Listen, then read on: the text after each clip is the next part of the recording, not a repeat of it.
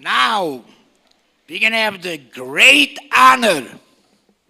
Machna Beis Hochul is going to greet our distinguished government employee, a public servant, and she is the highest rank in the New York State government. She is Government Kathy Hochul.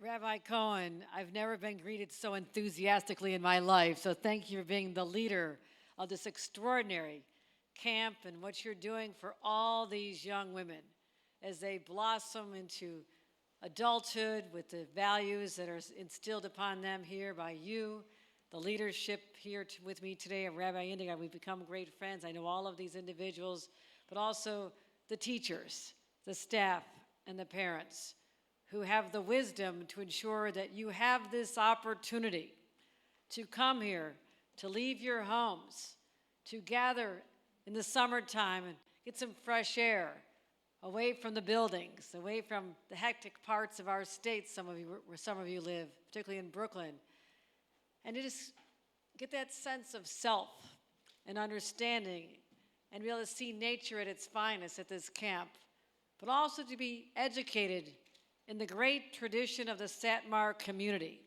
And that is what I value so much. I first came to this camp a number of years ago as a lieutenant governor, which is the number 2 person in state government.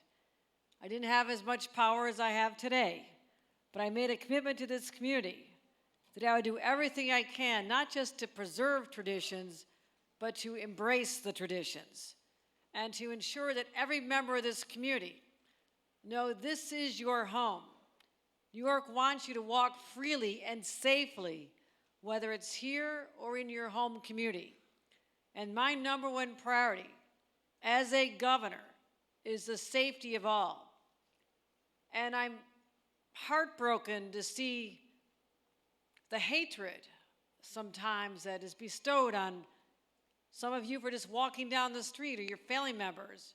You don't feel safe. There's been a rise in anti-Semitism, which I don't understand how this has happened, because all of you are here, your parents are here, your grandparents came here to build a better life, ensure that you get a quality education and a place to learn values and the importance of religious beliefs as a foundation of a strong adult life. I believe in those traditions. I also believe in family. And that's why I look out at all of you as my girls as well.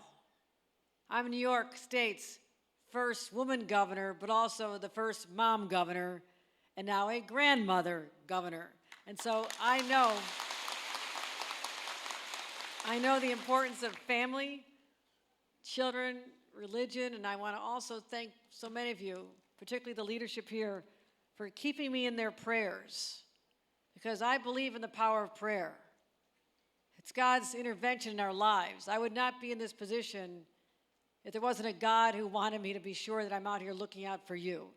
So I take that responsibility so seriously, and that's why I came here today to tell you I'm grateful to the leadership here who created this environment, all those who believe in this camp and other individuals like Mr. Meyer and others, but also to your parents who know that you deserve nothing but the best because they believe in you.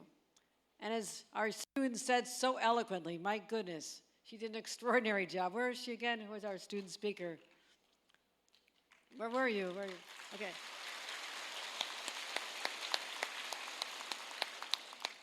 I love what she said about not just being tolerated, but accepted.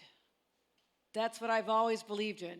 Tolerance means you're simply putting up with something despite perhaps not wanting to. Acceptance means you are embraced as part of the very diverse fabric of New York State, and that is why I cherish the role it is. I'm humbled to be the governor of this great state and let you know that you feel this warm embrace of love from the governor all the way on down. So thank you so much for hosting me and for your smiles and make me feel so welcome and your very enthusiastic applause. It means the world to me, so thank you so much.